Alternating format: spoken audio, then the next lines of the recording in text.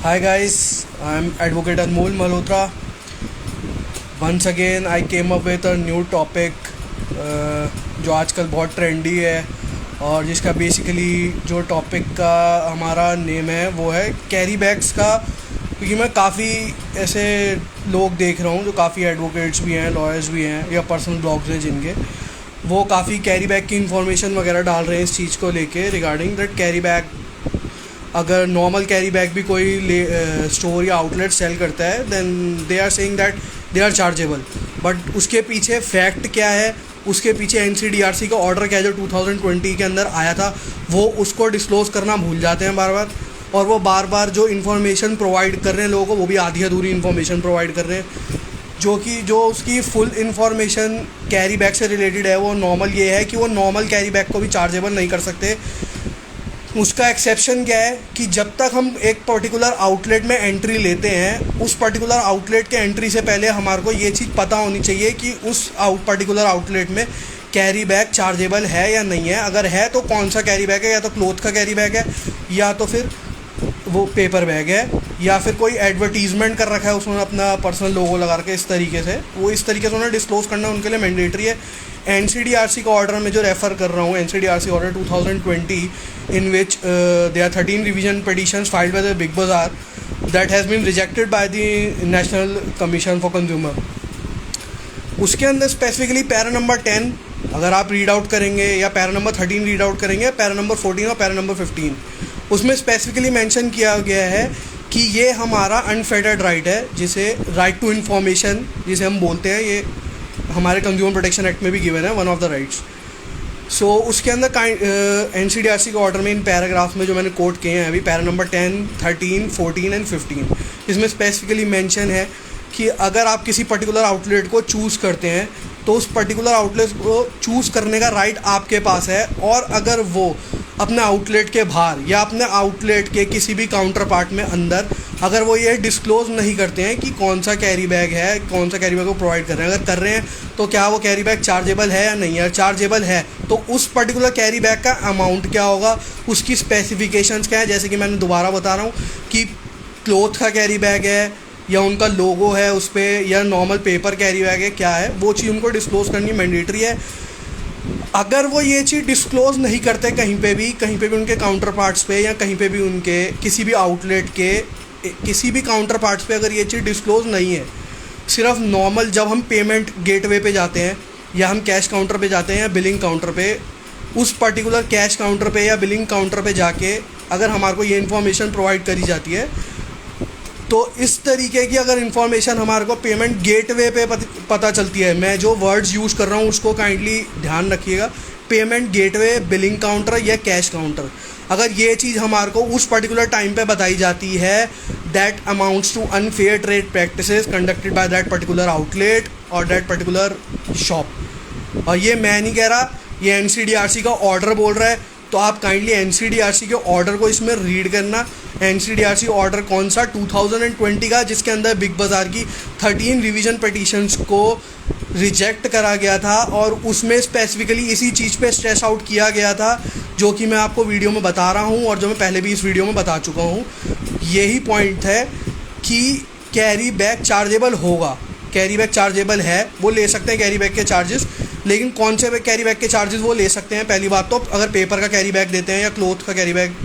देते हैं तो वो उसका चार्ज ले सकते हैं, लेकिन कब लेंगे, जब वो हमारे को ये चीज़ पर्टिकुलर आउटलेट के बाहर डिस्क्लोज़ करेंगे या पर्टिकुलर आउटलेट के अंदर काउंटर पार्ट्स पे या एडवर्टीजमेंट कर रहे हैं या किसी तरीके की अनाउंसमेंट्स कर रहे हैं इसको रिगार्डिंग लेके, तभी चार्जेबल कर सकते हैं। अगर वो हमारे को डिस्क्लोज़ नहीं करते किसी भी तरीके से पर्टिकुलर आउटलेट के बाहर या पर्टिकुलर आउटलेट के अंदर भी कहीं काउंटर पार्ट्स पे डिस्क्लोज़ नहीं होता, डायरेक्टली हमारे को कैश काउंटर पे बताया जाता है, और ये that amounts to mental harassment of a consumer. और ये आप NCDRC के ऑर्डर में पढ़ेंगे, मैं दोबारा पैरा कोट कर रहा हूँ, para number 13, para number 14 and para number 15। And इनको जब पढ़ेंगे पैरा नंबर 13, 14 एंड 15 को, तो kindly read para number 10 of the NCDRC order of 2020 in which it has been strictly said out that the consumer has a right to patronize the particular outlet before he chooses the product। उसको product को choose करने से पहले या वो product को purchase कर रहा है, या तो उस टाइम पे बता दो, आप अनाउंसमेंट्स कर दो या एडवर्टीजमेंट्स, अंदर एडवर्टीजमेंट्स वगैरह कर सकते हैं, अंदर चार्ट्स वगैरह लगा सकते हैं, तो उस तरीके से आप उसको कर सकते हैं। अगर आप उस चीज़ को डिस्क्लोज़ नहीं करते हैं किसी भी तरीके से, that amounts to unfair trade practice, और आप तब जाके कैरी बैग का चार्जेबल नहीं कर सकते। आप इस चीज़ की प्ली नहीं ले सकते कि मैं नॉर्मल कैरी बैग प्रोवाइड कर रहा था, मैं नॉर्मल कैरी बैग प्रोवाइड कर रहा हूँ, तो नॉर्मल कैरी बैग के मैं चार्जेस ले सकता हूँ, इस तरीके से कुछ है। या पेपर का कैरी बैग दे रहे हैं या क्लोथ का कैरी बैग दे रहे हैं, और उसके बाद साथ में ये कोट कर रहे हैं कि हम इन्वायरमेंट को प्रोटेक्ट करने के लिए सब कर रहे हैं। भैया अगर इन्वायरमेंट को प्रोटेक्ट करने के लिए कर रहे हो ना, तो फ्री कैरी बैग्स प्रोवाइड करो। अगर आप इन्वायरमेंट को और इकोलॉजी को इतना सपोर्ट कर रहे हो, तो आप फ्री कैरी बैग्स प्रोवाइड करो लोगों को, अगर आप इकोलॉजी का ध्यान रख रहे हैं तो। ये आपकी ड्यूटी बनती है, क्योंकि अगर मैं कोई प्रोडक्ट किसी आउटलेट से परचेज कर रहा हूँ, that it's my duty that particular product shall be in the deliverable state. अगर मैं कोई प्रोडक्ट परचेज कर रहा हूँ तो उसको मेरे घर तक ले जाने की जिम्मेदारी उस पर्टिकुलर आउटलेट की बनती है, मेरी कोई जिम्मेदारी नहीं बनती। मेरी जिम्मेदारी जब बनती है जब आप मेरे को आउटलेट के बाहर डिस्क्लोज़ कर दो, या तो कि मैं कैरी बैग को अंदर ले जा सकता हूँ अपना। अगर मैं फिर भी कैरी बैग को अंदर ले जा सकता हूँ, उसके बाद भी मेरा राइट है कि मेरे को पता होना चाहिए कि आप अगर कैरी बैग प्रोवाइड कर रहे हो तो उसके चार्जेस क्या होंगे और उस कैरी बैग के चार्जेस क्या होंगे। अगर उस कैरी बैग के चार्जेस आप नहीं डिस्क्लोज़ करते हो मेरे को, चाहे तो आप पेपर का कैरी बैग दे रहे हो, आपका लोगो तक ना हो उस पर, तब भी वो अनफेयर ट्रेड प्रैक्टिस मानी जाएगी, जब तक कि मेरे को वो पर्टिकुलर कैरी बैग की स्पेसिफिकेशंस और उस पर्टिकुलर कैरी बैग का प्राइस मेरे को जब तक नहीं पता चलता, तो किसी भी तरीके से तो ये अनफेयर ट्रेड प्रैक्टिस के अंदर आता है, जो कि बहुत सारे आउटलेट्स हैं जो कि कर रहे हैं। 24/7 वाली भी कुछ शॉप्स हैं जो कि करती हैं, लेकिन कोई इसके जनरल अवेयरनेस नहीं है। और मैंने तो जितनी भी वीडियोस देखी हैं उसमें सिर्फ ये डिस्क्लोज करते हैं वो कि कैरी बैग के चार्जेस आप जब तक नहीं ले सकते, that amounts to unfair trade practice. अगर उस कैरी बैग के ऊपर उनका लोगो है पर्टिकुलर आउटलेट का, only that amounts to unfair trade practice.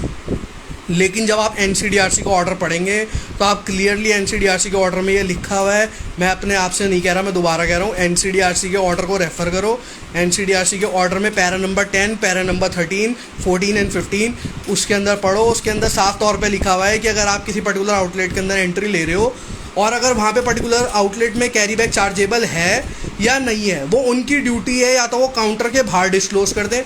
या अपने शॉप के बाहर लिख के लगा दें कहीं पे भी, या अपनी शॉप के अंदर किसी काउंटर पार्ट्स पे लगा दें, या अपने कैश काउंटर तक भी हम आप पहुंच गए हैं, कैश काउंटर पे भी कहीं लिख कर डिस्क्लोज़ कर दें। अगर वो यहाँ तक भी नहीं करते, उसके बाद जब आप बिलिंग करा रहे हो तो उसके टाइम पे अगर वो आपको ऐसा कहते हैं, पर्टिकुलर ये लाइन लिखी हुई है NCDRC के ऑर्डर में कि कैश काउंटर और पेमेंट गेटवे इस तरीके से करके, और अगर वो आपको बताते हैं तो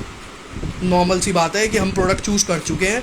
और प्रोडक्ट चूज़ करने के बाद आप हमारे को जब हम बिलिंग कराने चले गए हैं तब आप में हमारे को इस चीज़ के बारे में अगर बिलिंग काउंटर पे और पेमेंट गेटवे पे ये चीज़ डिस्क्लोज़ कर रहे हैं, तो that amounts to an unfair trade practice. और ये माना जाता है कि उस टाइम पे कि ये मेंटल हैरेसमेंट किया गया है कंज्यूमर को, इस तरीके से चलता है। तो इस चीज़ की गलतफहमी में नहीं रहें कि कैरी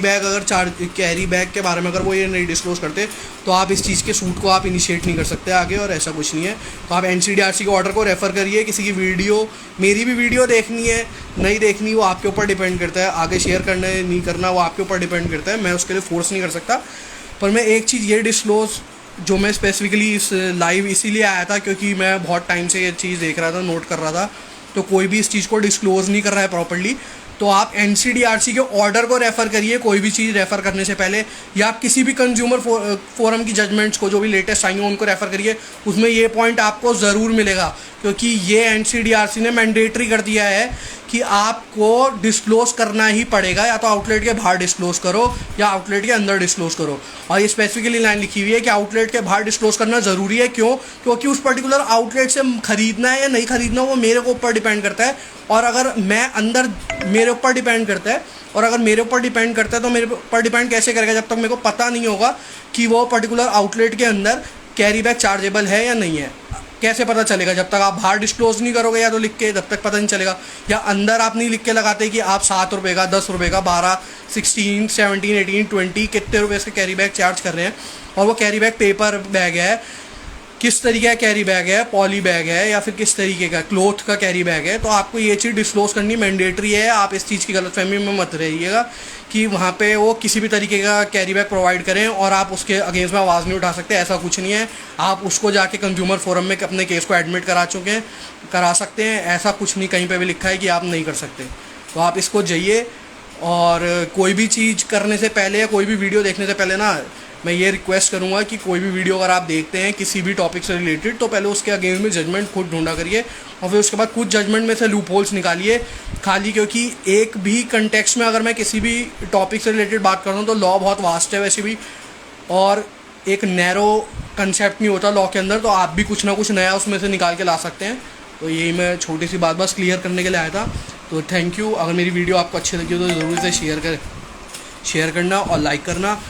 और थैंक यू।